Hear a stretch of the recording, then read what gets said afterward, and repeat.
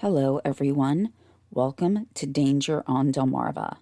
My name is Rhonda Jefferson, and I'll be your host as we explore the sometimes dark and treacherous paths that lead around Delmarva.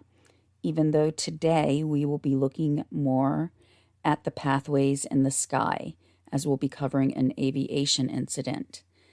I first heard about this incident when I was watching something from the Air Safety Institute.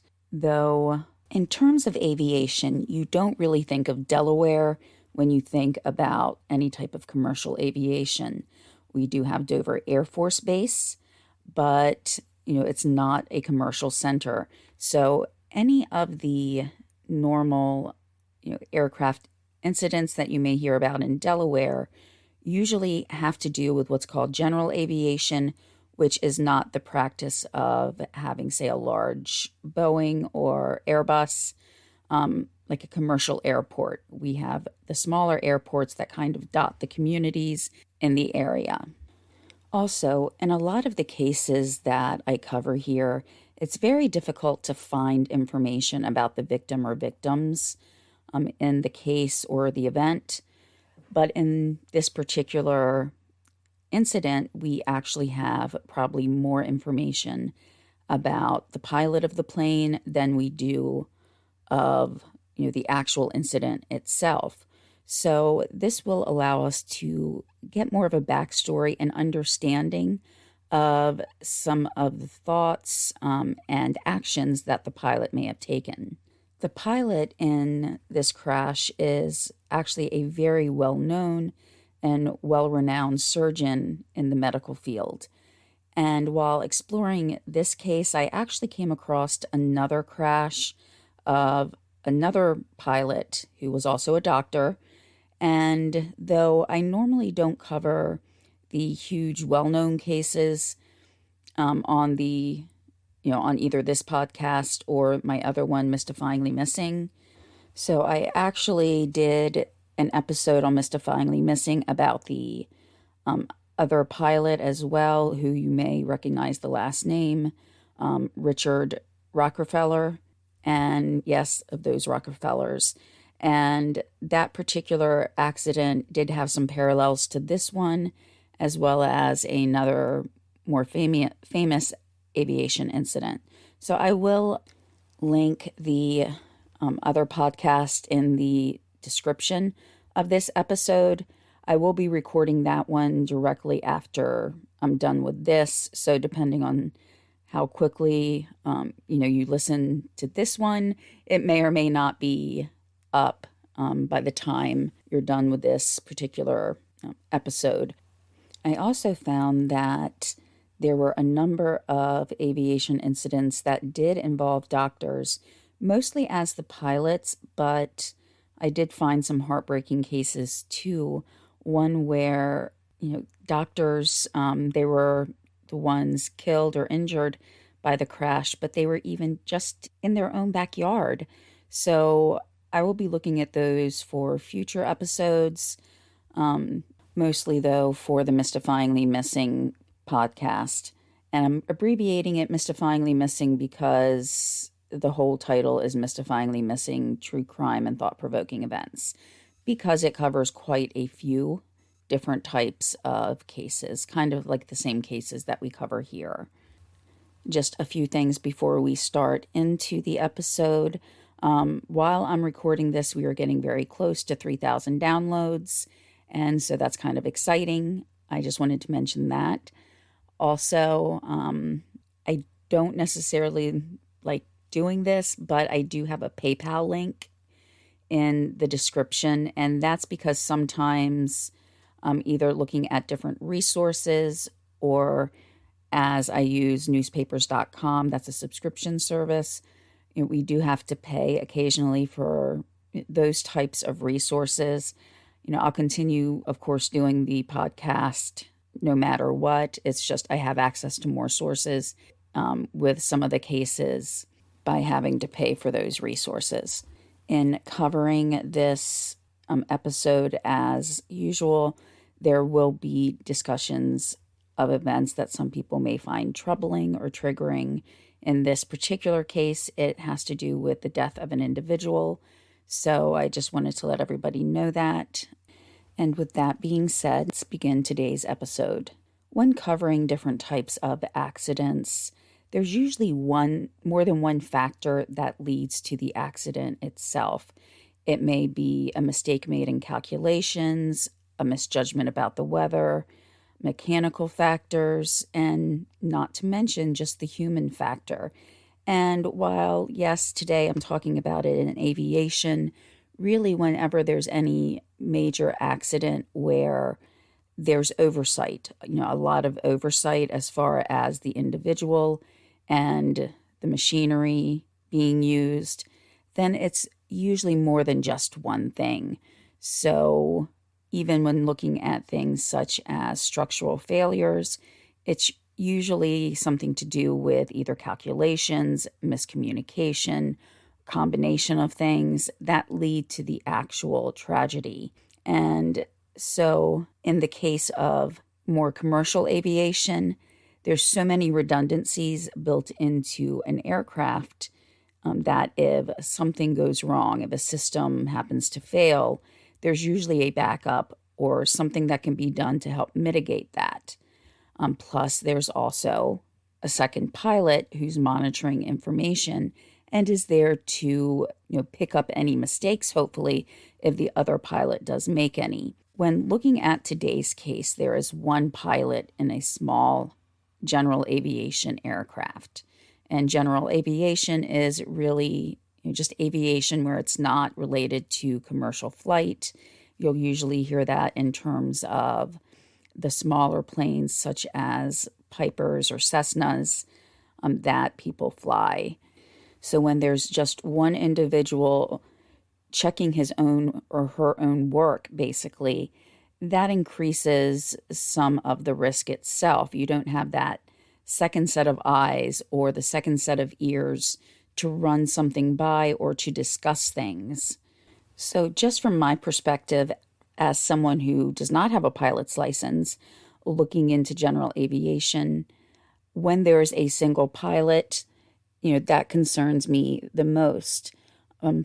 Also, I did hear a while back that one of the major aircraft manufacturers was looking at having a single person cockpit for commercial flights. But I personally am completely against that because you never know when there may be a medical emergency or if someone just does need that second set of ears and eyes to help them with difficult situations. Today's incident involved just a single pilot in a Cessna, and that was a Cessna Aero, so we're not talking about a large aircraft at all. The person flying the plane that day was Dr. Clifford Turen. He was a man who had impacted so many people, both on Delmarva, in the communities that he had worked throughout his career, as well as internationally, as he was an internationally renowned surgeon. He was flying to Delaware so that he could perform surgery on the following day. So let's hear a little bit about the life of Dr. Turen before this incident occurred. So a lot of the information that I found comes from his obituary, as well as other news articles and pretty much memorial pages or articles written about him. There was more information, like I said earlier, in articles that I found than we would normally know about most pilots or air crash victims. Dr. Turen accomplished a lot in his relatively short life. He was 55 years old at the time of this incident, and that's actually a year younger than my husband, so it puts some things in perspective for me. He accomplished more than what many people could expect to accomplish in 2 to 3 lifetimes. He was born in Brooklyn, New York, and graduated high school in 1975 from the Wheatley School in East Williston, New York. He later went on to Johns Hopkins University and graduated from there in 1979. Johns Hopkins is in Maryland. It's on the western side of Maryland, so over the Bay Bridge in Baltimore. And I've been there a few times for doctor's appointments, so it's a couple hours away from where I live. So he probably did have a general idea of the area prior to even starting to work in Delaware. He did eventually stay in the Baltimore area for a while, so we'll look at that in just a few moments. He got his medical degree from the State University of New York, otherwise known as SUNY, Upstate Medical University. If you hear the term SUNY or State University of New York, those are colleges throughout New York State that do offer, undergraduate education, and sometimes they do actually focus towards one career path. So this was one of the universities that he attended. He did complete his residency at the Long Island Jewish Medical Center, and that's in New Hyde Park, New York. He was, as I said, flying towards Delaware or to Delaware to perform surgery on the following morning. He was at this time a trauma surgeon at Bay Health Medical Center in Dover. His specialty was orthopedics. If you're from Delaware or may have visited Delaware recently, you may be familiar with Bay Health. At the time of this incident, they were more in Kent County, which is the middle county of Delaware, but they are starting to expand some towards Sussex County, having a hospital in each county.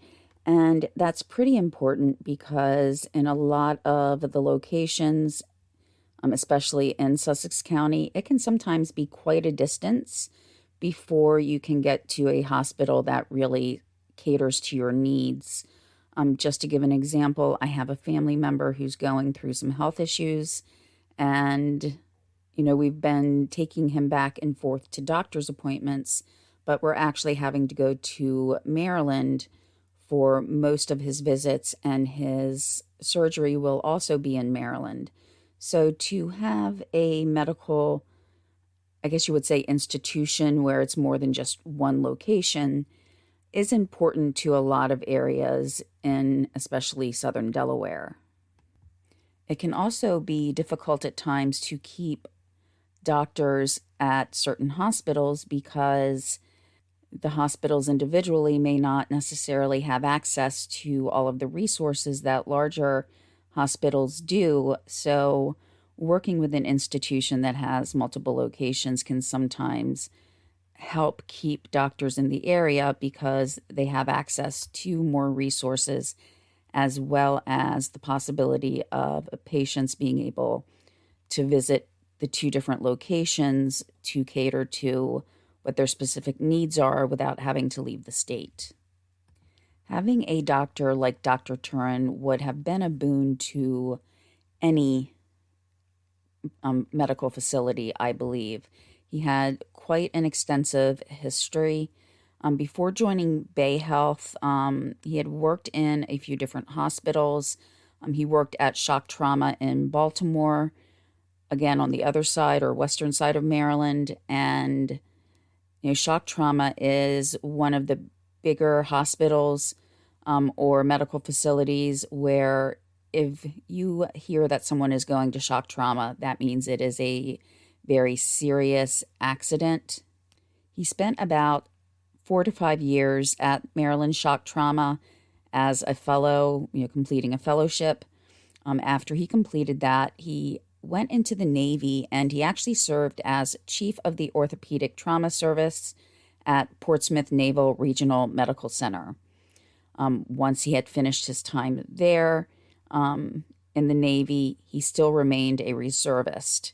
He worked part-time for about 3 or 4 years as a consultant still with shock trauma, but then worked there as a full-time chief of orthopedics from 1993 to 2009. So altogether, he was there for more than 20 years or so, working at shock trauma, again, filling in the services of the chief of orthopedic trauma. He also served as the director of Orthopedic Traumatology Fellowship Program And in that role, he impacted an untold number of residents that he worked with within that fellowship program. He was leading them to be able to serve others, therefore making his impact more prevalent and known in the healthcare field. Internationally, too, he served as a senior trustee of the AO Foundation and president of the AO North American membership. What the AO Foundation is a nonprofit organization of trauma surgeons that work within this nonprofit to improve the health care of those with musculoskeletal injuries or illnesses. The foundation itself has worked on developing some of the rods that you may see with someone who has an orthopedic fracture or needs orthopedic surgery, as well as developing some of the tools or instruments that can be used in those surgeries. So this foundation was geared towards those who needed the benefit of musculoskeletal services and surgeries. Now, I mentioned previously that he was part of the U.S. Navy Reserve after his time in the Navy. While he was there in the Naval Reserve, he was a commander in the Medical Corps. And when he was active, he also worked as a medical officer for the Navy SEALs. He seemed to be someone who thrived under pressure and really excelled when he was. He has quite a few more roles that he filled, and I'm just going to read directly from the next part verbatim from his obituary, so I'm not missing anything. Quote, he contributed as a dive team member and instructor, firefighter, and fire officer. He was a former special duty U.S. Marshal and led development of the tactical EMS program for the National Capital Region Anti-Terrorism Task Force. And also with all of these accomplishments, his medical career also led him to some of the highest profile patients, including serving as a presidential medical support team member for President George H.W. Bush. Whether or not he, end quote. Whether he actually ever treated George H.W. Bush, it doesn't say, but he was at the level where his services would have been called upon if needed to treat that time president of the United States. He also did appear on 2 television shows, even though they were, really geared towards the same thing. Both were from 2004, and one was called Critical Hour, and the other one was called Critical Hour Shock Trauma. So it really does seem like in his 55 years, he really packed a lot of activity and accomplishments in those, years, really accomplishing so much that many people may just never, hope to accomplish. And knowing this about him may give you a better idea of what he's able to handle and, just his persona under pressure. Does he, like I said, it seemed like he thrived under pressure. And I hate to use the term adrenaline junkie because as seeing in the medical field, you don't really want to hear that term. But in other reading, it did say that he liked extreme skiing. And so it just seems like he needs that adrenaline to keep going. Just want to make it clear. I've, of course, never met the doctor, but just reading through everything, he just seems to really have needed that pressure in order to, reach his fullest potential. He would also need to know how to approach different types of patients and their families, knowing that a lot of times they're going through one of the most traumatic experiences of their lives, whether it was a car accident or another injury that they had that could affect the rest of their lives. So he was a well-rounded man within the medical community, as well as being able to work with patients themselves. To get a little closer to the time of the incident, because you may be asking, okay, all of this is well and good, but how does he get to Bay Health? In 2009, he did leave shock trauma and moved to Georgia. He worked on developing a residency program for an orthopedic program in Georgia. And that was at the Medical Center of Central Georgia in Macon. However, in 2011, he did begin working with Bay Health in Dover. At the time of this incident, Dr. Turen was married. He had 2 sons and 2 stepdaughters and a stepson, as well as step-grandchildren. He loved baseball, and a doctor that he worked with, a Dr. Scalia, said that he used to say that the Super Bowl is what you do between World Series and spring training. So that's a quote from one of his friends. He also adding to a rivalry between Dr. Scalia and Dr. Turen.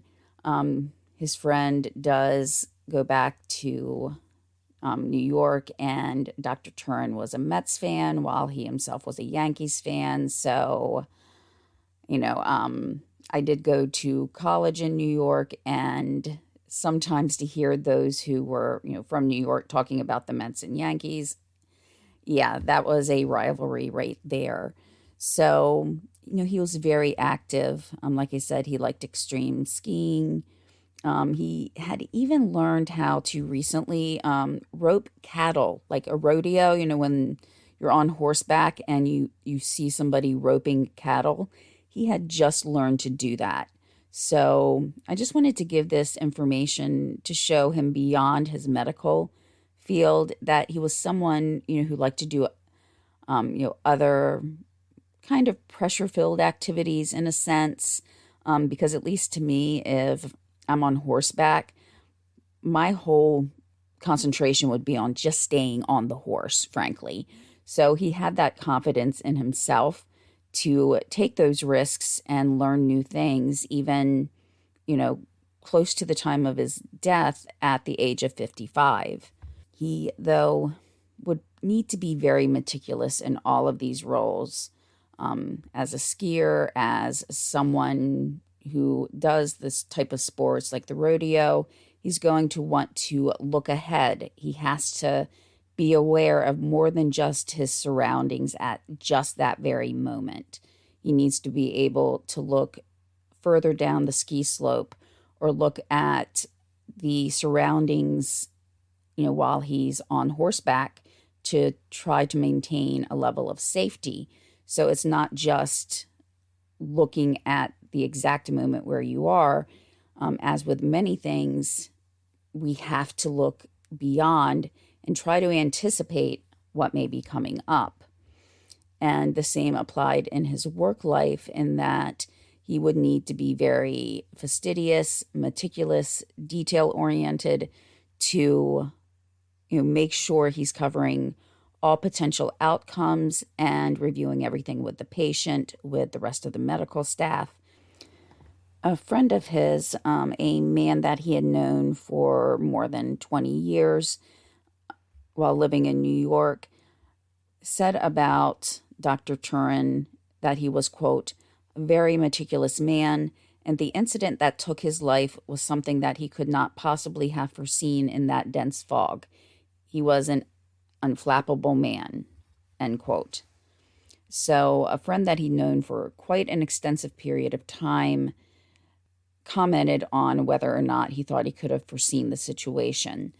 We will, discuss the particular situation, of course, and see if maybe it was something we think he might have been able to foresee, with this quote being said before the actual NTSB report was made. So his friend is looking at it as what he knew at the time, shortly after the accident, and going into it, looking at Dr. Turen's history, saying that he didn't believe that the doctor could have foreseen what may have happened.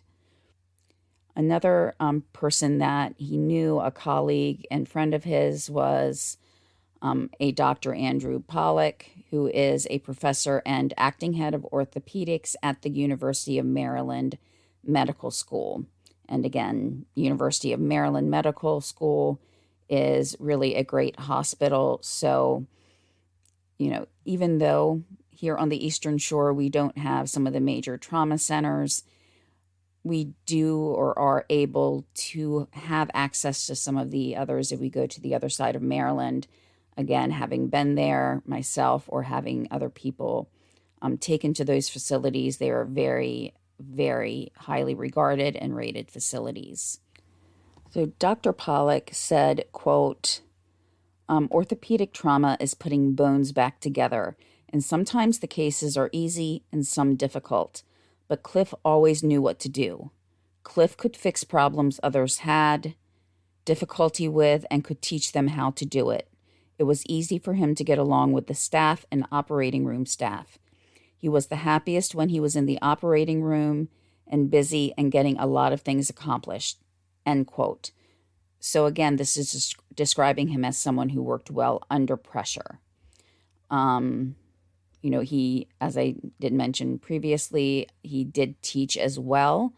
And he was described in his personality as being larger than life, as being jovial and extremely hardworking. I think we can see that he was extremely hardworking in all of the accomplishments that he had. Some further information or maybe observations is a good word to use. Came from Dr. Scalia, and he said that Dr. Turen could see the big picture, that he had the ability to, quote, get to the essence of a problem quickly. He was dedicated, worked hard, and always did the right thing, end quote. So to me, looking at this says that he's a man who could look at a problem, again, more than just the current or right there in front of him, and look beyond that to see other factors that may affect that goal. In the case of his career, then fixing the problem, the break, the fracture, or the trauma to the best of his ability and looking ahead and knowing what issues may impact that. He would have to do a lot of things simultaneously in order to be able to accomplish that. Now, we're going to get into the accident itself. This is the smaller plane. It's, when pilots are in, say, let's use Cessna or Piper, the general aviation pilots can either be certified as either visual flight rules or instrument flight rules. So we're going to go over a few different terms that will, help us understand the accident a little better than just, going over a report with all of these terms that we may not be as familiar with. Myself, I know I had to really look up the meaning of the terms. I was somewhat familiar with them because I do watch and read a lot of aviation shows or articles. However, a lot of those have to do with the larger aircraft. So just getting into, some of the information here with the visual flight rules, that really is what it sounds like. You're a pilot that works visually. You're not going to be flying at night. You're not going to be flying when it's going to be completely foggy and overcast, because you won't be able to know where you're going, basically. With instrument flight rules, that's when you're certified to use your instruments to detect your altitude, to know where you are, and be able to fly without necessarily having a focal point that you can look at and see. So, of course, then with instrument flight rules, the pilots have a lot more pressure on them at times. They also have more requirements that they have to meet in order to be able to be qualified as an instrument flight. In terms of equipment, you will also hear talk about the ILS system. That's an instrument landing system that is, quote, a precision radio navigation system that provides short-range guidance to aircraft to allow them to approach a runway at night or in bad weather, end quote. So it's a very detailed system where a pilot can kind of latch on to the system, for lack of a better descriptor, and that will guide them into the runway or onto the runway, so that they don't actually have to have a complete visual of lining up with the runway prior to seeing it. So you can see how this is important when flying in bad weather. There's also the WAAS, that stands for Wide Area Augmentation System. And Dr. Turen did also use a GPS system. And what the WAAS or WAS is a, quote, air navigation aid developed by the Federal Aviation Administration to augment the Global Positioning System, or GPS, with the goal of improving its accuracy, integrity, and availability. So this is, kind of an extension or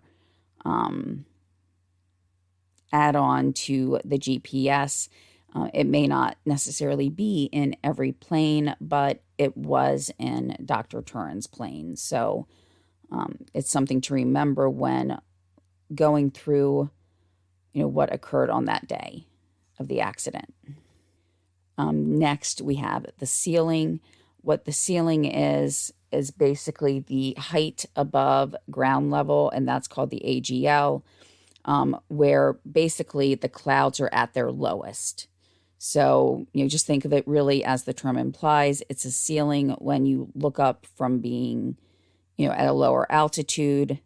When you look up, is there a cloud, like a whole cloud system that will keep you from seeing above that?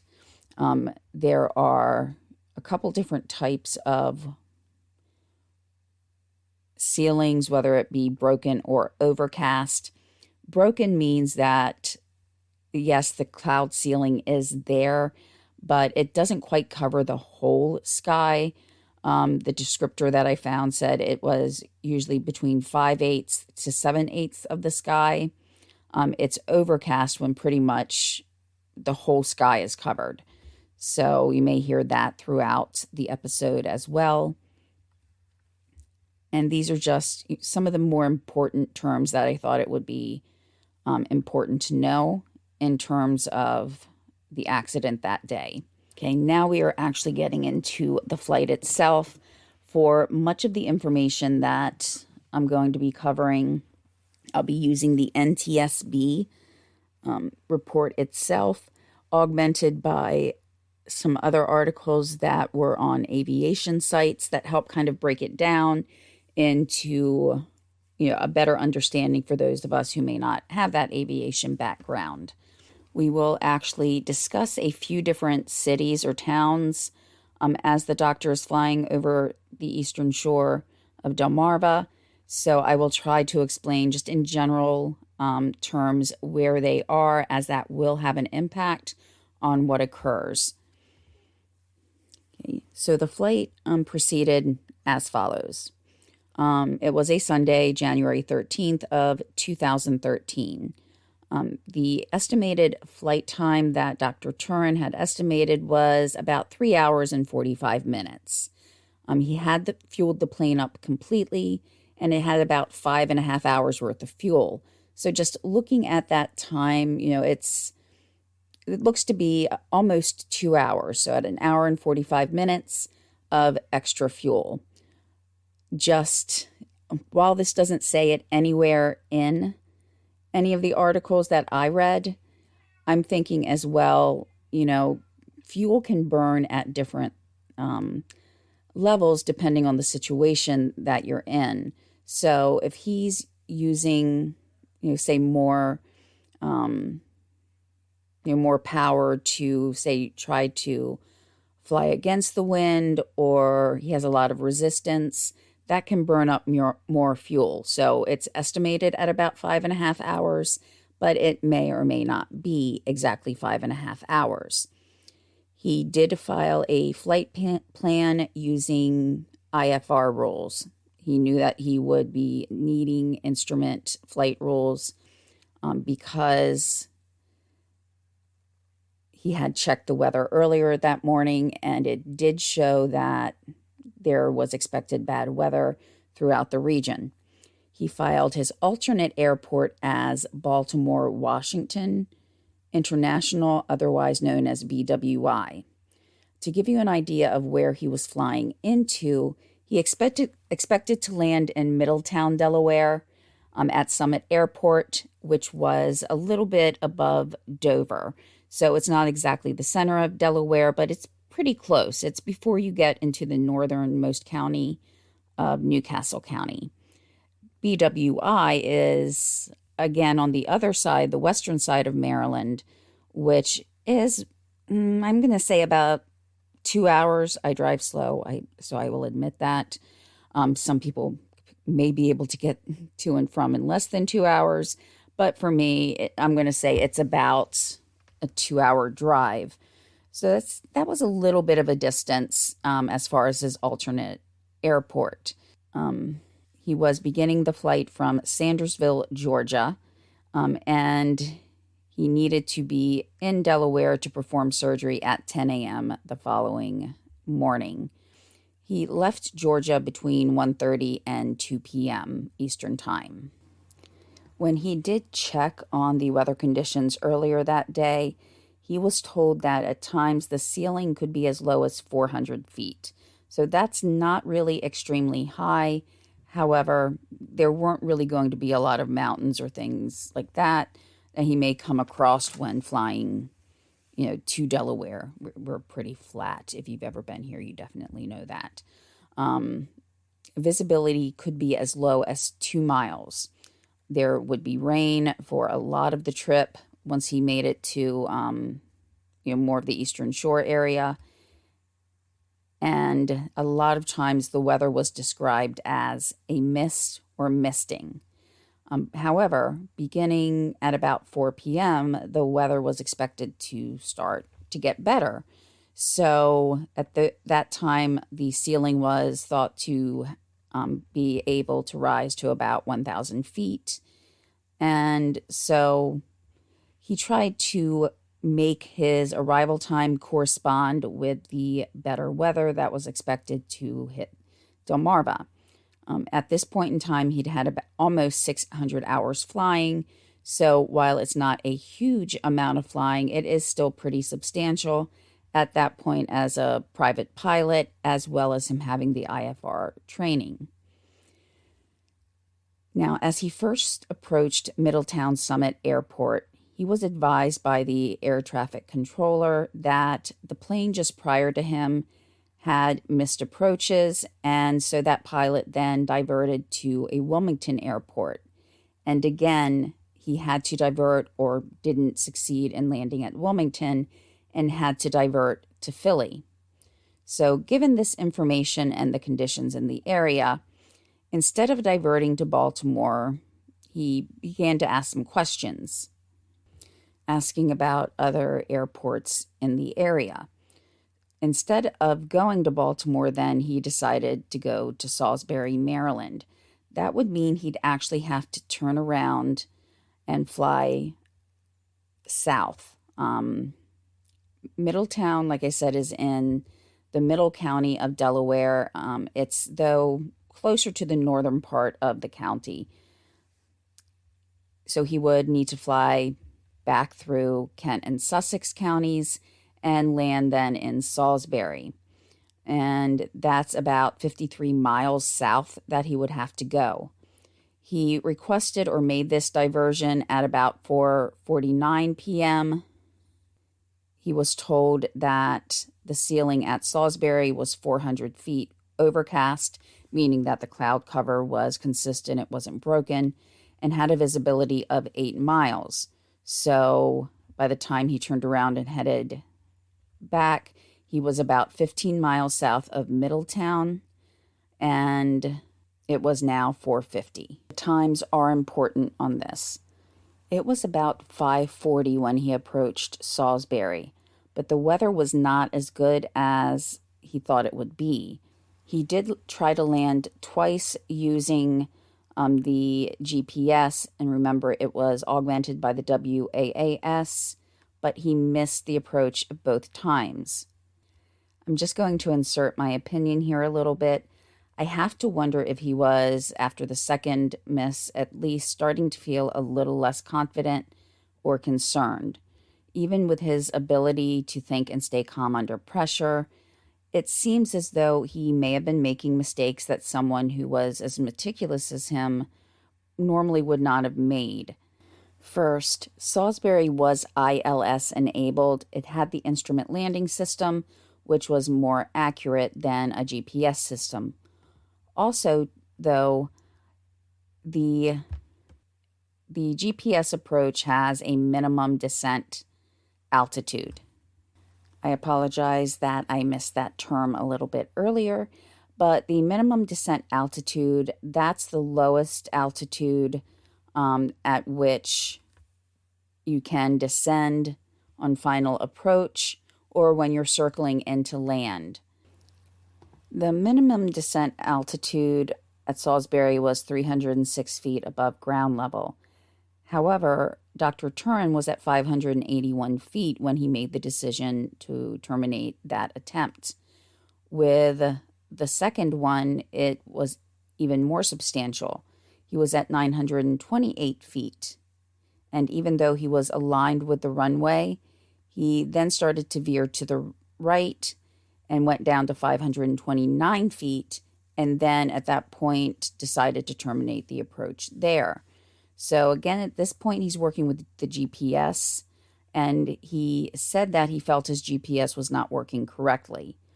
But remember here, too, on these two approaches, instead of getting down lower to be more in line with what the overcast ceiling was, he decided to stop or abort the landing attempt before he even got down to the minimums. After the second attempt, instead of asking for an ILS approach, he started to ask about information on other airports. He asked if there was one that was easier, and he was told about Sussex County Airport, which is in Georgetown. That means he would start flying north again into Sussex County, Delaware. Now, I've had coworkers because there was an office we had in Buffalo, New York. So they would sometimes have to fly down to Delaware, and they would normally fly into Salisbury. But there was a time they had to divert to Georgetown, and they just kind of thought it was night and day. While Salisbury is not huge by any means, it has a lot more, I guess you'd say, modernization. It's more of a hub of activity when you compare it to Georgetown. Georgetown is, really a smaller general aviation airport. So he was leaving Salisbury, which had an ILS approach, to go to an airport that did not. And while, yes, he would have been leaving Salisbury, but he would have been flying back into weather that he had just left. So he'd been in Middletown, which was north. He flew south to Salisbury, and now he's turning around to fly north again. The weather, if not exactly the same, would have at least been very comparable because he's flown the whole distance. He would have been familiar with the weather to and from, even crossing over into Georgetown. He may not have flown directly over Georgetown, but still, it's in the same path. And the weather is not great in either of the two locations you've just been at. At this point, it's about 5:53. The ceiling was about 700 and was overcast, so that means the consistent ceiling. And 5:53 is quite a long time from when he requested the diversion from Middletown. Just to go back to that, it was about 4:50 when he started to head towards Salisbury. It was 5:40 when he approached Salisbury. And then after he decided to just stop trying to land at Salisbury, it was 5:53. So we're looking at, more than an hour from when he left Middletown. Something to also remember is it's not just, 20 seconds to try to make the approach. They would sometimes have to fly a pattern. They have to line up with the runway. So it's not just, okay, well, there's flight time, but then it only took 20 seconds or 30 seconds for him to realize he wasn't going to make the landing. So we're now an hour outside of his range from when he thought he would be landing compared to when he approached Middletown. So a full hour. The ceiling was at about 700 feet and overcast. So he headed towards Georgetown. However, as he approached, though, ATC advised him that weather had been updated, and it showed the overcast ceiling of now 300 feet. That's from 700 to 300, so that's a huge difference. But he did continue on to Georgetown, and he got there at around 6:16. He established the approach. The minimum approach was 310 above ground level for his GPS, because remember, Georgetown doesn't have GPS. And even though it was 310 feet, he did take the plane down to 250, but he missed the approach. We're now at 6:26. He is running very low on fuel. You might even say critically. He did advise ATC that he was running low and requested the same approach again. So he tried originally to, time his flight so that he would be hitting Delaware, Middletown when weather was getting better. The weather was not getting better when he thought it would be. Looking at the times again, he thought it would be about 3 hours and 45 minutes for the flight with 5.5 hours worth of fuel. But it didn't happen that way. So air traffic control, now realizing that if he did not make this next approach, he would need to go to another airport. They asked if he wanted to try an alternate airport. He asked if there was anything easier than Georgetown. The next available airport was going north again towards Middletown, though he would be aiming towards Delaware Air Park in Dover. Now, this is not Dover Air Force Base, but it uses the same weather information, and they advised of a visibility of 10 miles with a ceiling of 500 overcast. So it wasn't quite as foggy. You could have a 10-mile visibility. So he headed towards Dover, and he set up an approach to Dover Air Park. As he was getting there, he did ask ATC if there was anything or if he could land in Dover Air Force Base. ATC's response was standard, that unless it was an emergency, there's not a way that you can land at the Air Force Base. I mean, that does make sense. You don't want a lot of planes landing on Dover Air Force Base because I'm sure there's a lot that goes into that. However, there was that caveat, unless it's an emergency. No government Air Force Base is going to turn someone away who's in an emergency. I've even heard about it in bases that are in other countries that if there's an emergency, they will offer assistance. So there was that option for him. But at 6:35, he was cleared for the approach to Dover Air Park. At 6:41, though, he declared an emergency, stating that he was completely out of fuel. ATC then provided information for the ILS at Dover Air Force Base, but at this point, the plane was only about 2,000 feet mean sea level and had actually gotten past the Air Force Base. So this means he would have to turn around and go back towards DAFB.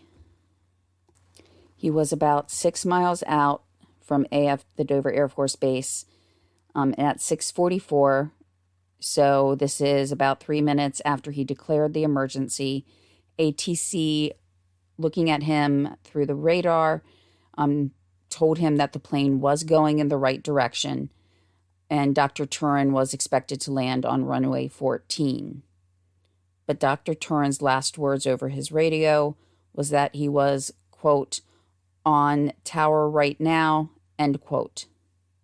But at 6:45 and 33 seconds, his GPS noted that his airplane was at about 500 feet, 3 miles away from the Air Force Base. He no longer appeared on radar. Dover ATC contacted authorities to search for the plane. A man who lived in the area described that he heard a plane near his house. As reported in the Dover Post, Matthew Davis, who was 23 years at the time, said that the plane did in fact fly over his house. He said, quote, "The engine quit, then started, then sputtered and quit again," end quote. To put some of this in perspective, the accident took place at around 6:45.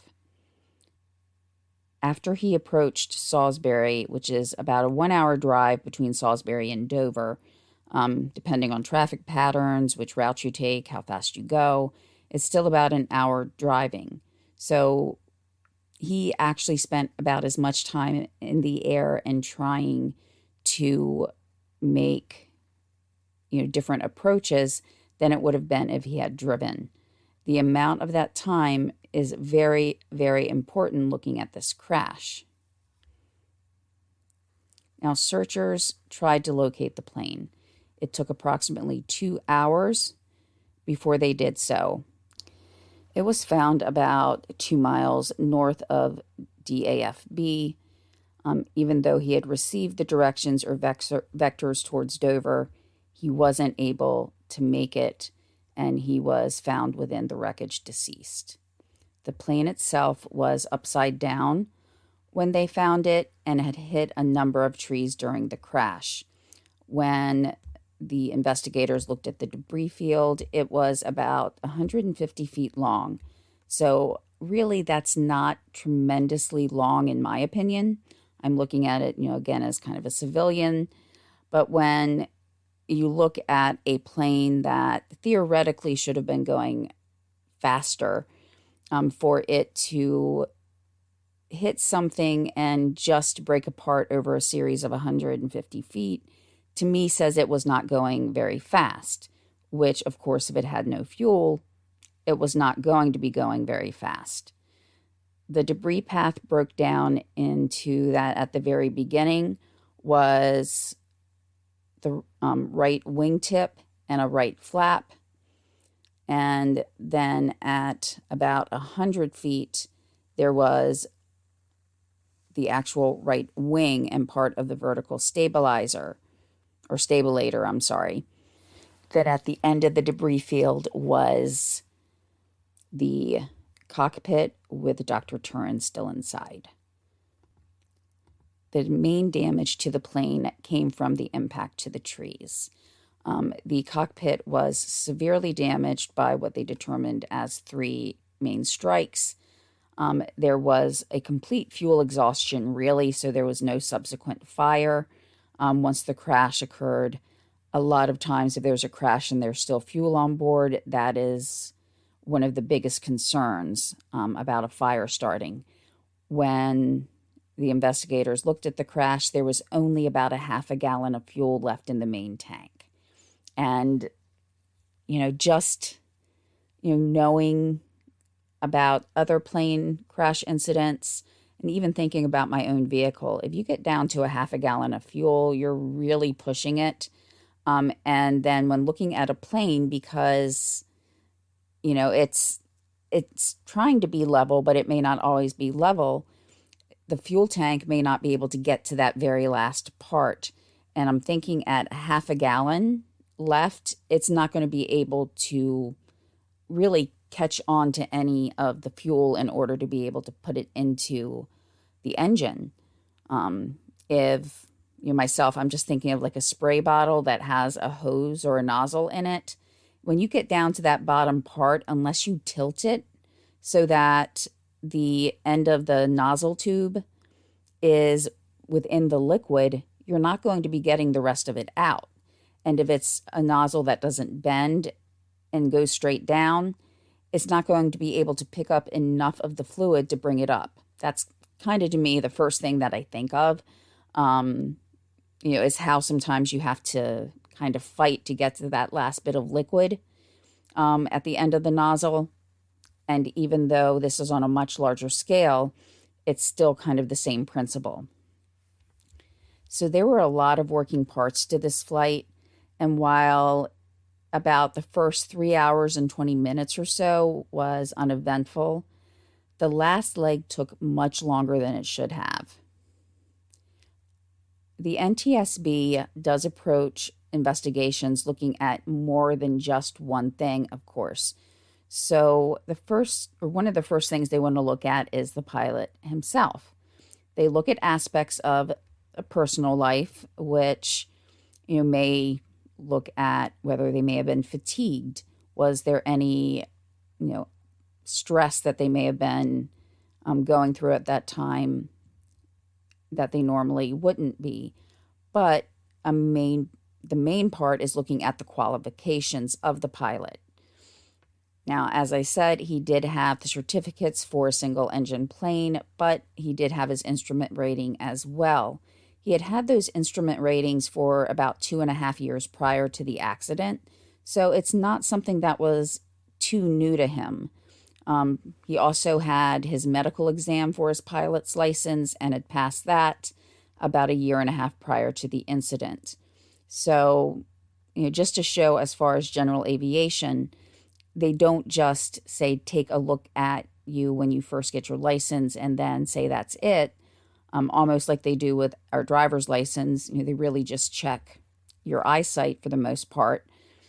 With pilot's license, they do these checks and you have to have that examination to make sure there aren't any health issues that may contribute to an accident.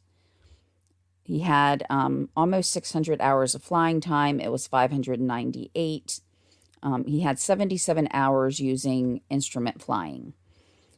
They also look at the time period immediately prior to the accident. They want to make sure that, say, someone's not rusty. If you go back to doing something that you haven't done in a long time, it takes you a little while to kind of catch up or catch on again. So he had flown 15 hours in the previous 30 days. So he had been flying recently. It wasn't though it had been months. They then look at the plane. Now, this plane was older, being manufactured in 1970, but planes do tend to last quite a long time. I've even come across planes that were, built in the 1950s or earlier that are still being used, and there are pilots who actually restore the older planes and sometimes race them or take them to shows. So, planes that are very, very old, even decades old, are still around and in flyable condition. This is even seen with the larger airliners. The plane itself had been inspected only about 1.5 years prior to the crash. So again, pretty recently that it had been inspected. The plane itself had over 5,600 flying hours, but the engine itself had 950 hours. So that had been replaced and overhauled. It also had the GPS system added with the WAAS. Along with this, he had a handheld GPS system. The next and probably biggest factor that we will see in this case was weather. That pretty much led the whole flight after he made it to Delmarva. He had checked the weather prior to taking off, but he did check it at just around 10 a.m., so it was not immediately before he took off. He did get weather information, though, from more than one airport. So while he was expecting to fly into Middletown Summit Airport. In an indirect way, he received information about the Wilmington Airport because he knew that another pilot had not been able to land there. So even though he didn't have specific information, he knew that it probably wasn't great either if a pilot was not able to land there. The weather information that he received, though, said that at 4 o'clock, it was supposed to be getting better, but it didn't. Since we went through a lot of the weather information individually while he was, asking for information and diverting, I'm not going to repeat all of it again, other than to say that it was not what he had expected. Now, once all of the pieces of the puzzle were assembled, and realizing that, yes, there were varying degrees of bad weather throughout any of the approaches that he made, the NTSB indicated that the main reason that this accident occurred was because he did not fly, quote, the 2 GPS approaches to the published descent altitude at the first diversion airport. His failure to attempt an instrument landing system approach at that airport, and his delay in declaring an emergency, which resulted in fuel exhaustion and low instrument meteorological conditions. End quote. So just let's look at these times again all together instead of, more fragmented as we did as the flight was actually occurring. He's near the Middletown Summit Airport when he decides to head towards Salisbury. That's at 4:50 in the afternoon. The plane crashed at 6:45. That's almost 2 hours that he spent diverting to different airports without being able to land. So between the hours of 4:50 and 6:45, he went from Middletown to Salisbury. That's going through 2 almost complete counties. And by the time he sets up the alignment through the GPS to try to land, it's not, again, just flying time. There is a setup time to approach the landing, and he did that twice. He then, after flying about 53 miles south, then heads north again to Georgetown, which is 20-some miles. I would say about 20 to 25 miles. And again, he sets up a landing using precious time and fuel that he didn't have. After that, he has to head back again towards Dover. He asks about landing at Dover Air Force Base, and ATC correctly responds that he cannot land there unless it's an emergency. So instead of declaring an emergency, he flies past DAFB and is heading towards Dover Air Park. I'm sorry, I do keep trying to say airport, but it's Air Park. However, he realizes that he is in an emergency and asks to be able to land at Dover by declaring an emergency. But at that point, it's too late and fuel has been exhausted. So what happened to make a man who is so meticulous, who is someone who thrives under pressure, make these types of mistakes, period? Some might say that he didn't have a good understanding of the weather conditions for the whole area. And I'll have to agree to that. It may have been also an understanding of exactly where each airport was along the weather path, but no matter where he was, whether it was northern while approaching Middletown or to the south, he didn't seem to know that the weather conditions were approximately the same as far as, visibility, the ceiling, as well as there were changes to the forecast, even in just a few moments from flying from one airport to another. There were significant changes that happened. Having an understanding of where he was and where he was going may have given him a better idea that the weather was not good along any of the flight path. If he realized, he just flew from the south to north, what was the weather like south again since he was going to be flying back south?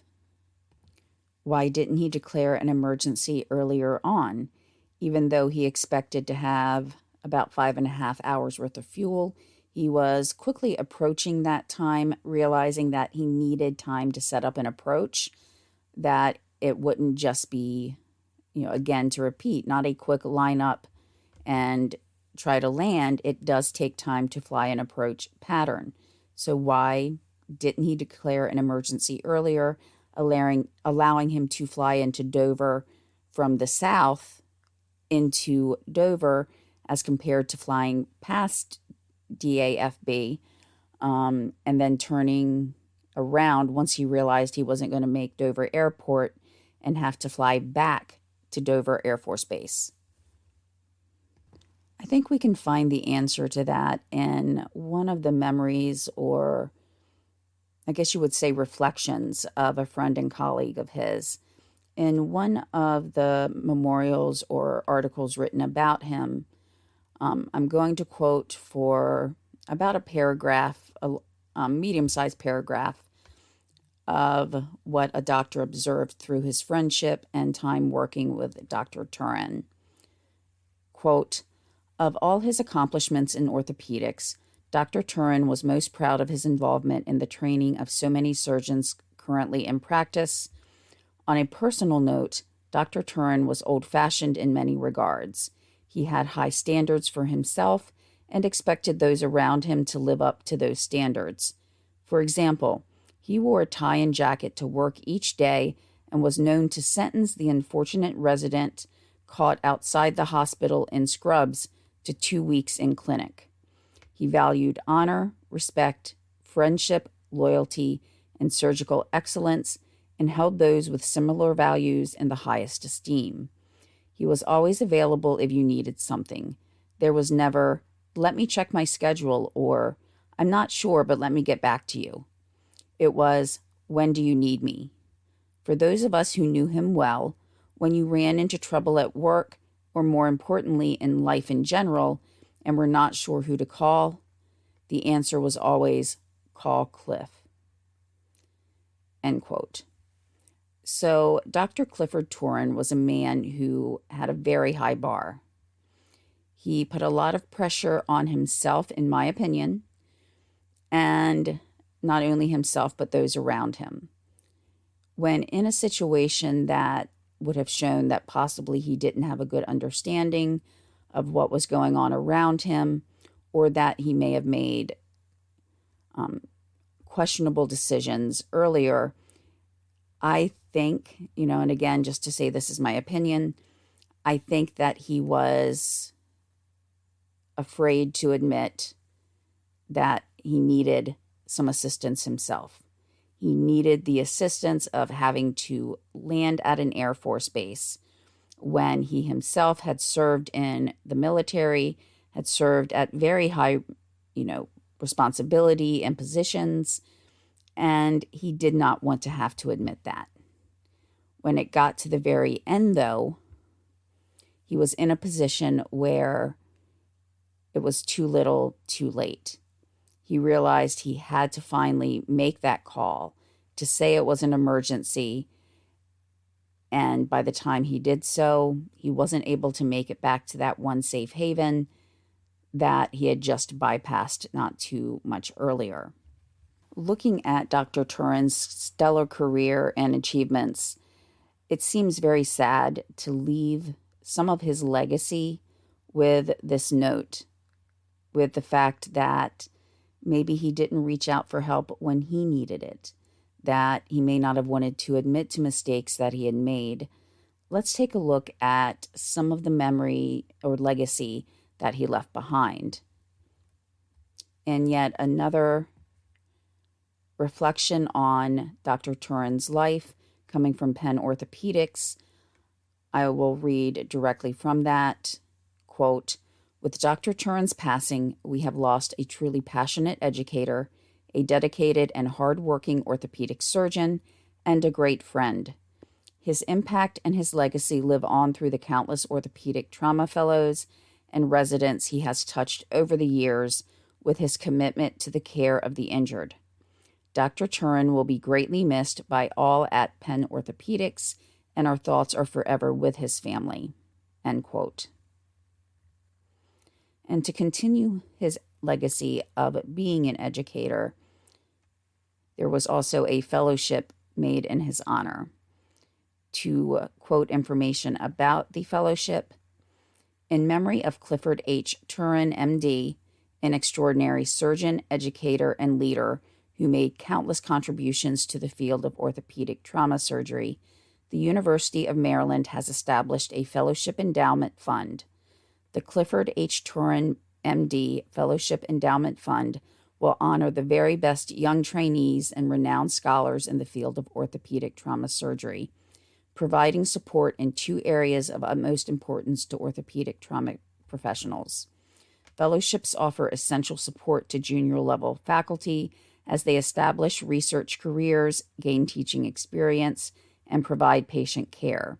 This fund benefits top trainees in the field of orthopedic trauma surgery in a multitude of ways, supplementing salary, purchasing equipment, and paying for research expenses or professional travel. It is especially critical in today's challenging economic environment, as few young faculty members qualify for salary and resource support from state and federal sources. The Clifford H. Turen, M.D. Fellowship Endowment Fund will additionally support an annual lectureship in the field of orthopedic trauma surgery by covering travel and expenses for world-renowned scholars to visit the University of Maryland. Lectureships are essential to the intellectual enrichment of the university and the scientific community at large because they provide the opportunity for scholars from other institutions to share their ideas and research findings at lectures and seminars. In turn, these guests learn from our faculty members whom they meet during the visit." End quote. So through this endowment, Dr. Turen's legacy will live on, so that while he died in this tragic accident, and while the investigation did put a lot of the accident factors onto the pilot, he was still a great man who contributed so much to the world of medicine. And to this day, his influence lives on in those that he taught, in the tools that he helped develop, and all aspects of medicine that his career touched. He also lives on with the patients that he helped heal and live a better quality of life by the surgeries that he performed. Thank you guys so much for sticking in to the end. I know it's a long episode, but I did want to discuss more about what he did since we had that information. If you are interested in aviation, like I said, I will have another episode about an aviation incident with a smaller craft on the Mystifyingly Missing podcast.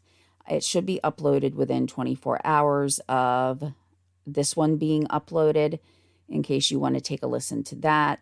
Hopefully it'll be less than 24 hours, but that was an interesting case as well. But it also shows the humanity of the doctor as well, that in the accident on the Mystifyingly Missing podcast, he was going home from a family event from celebrating his father's 99th birthday. So it puts it on that human level as well, knowing, he had just spent time with all of his family. So that was about the other podcast will be about Dr. Richard Rockefeller, if you did want to tune into that a little bit later today or tomorrow, once I get it uploaded. I hope everybody has a great week upcoming, and I will talk to you soon. Bye.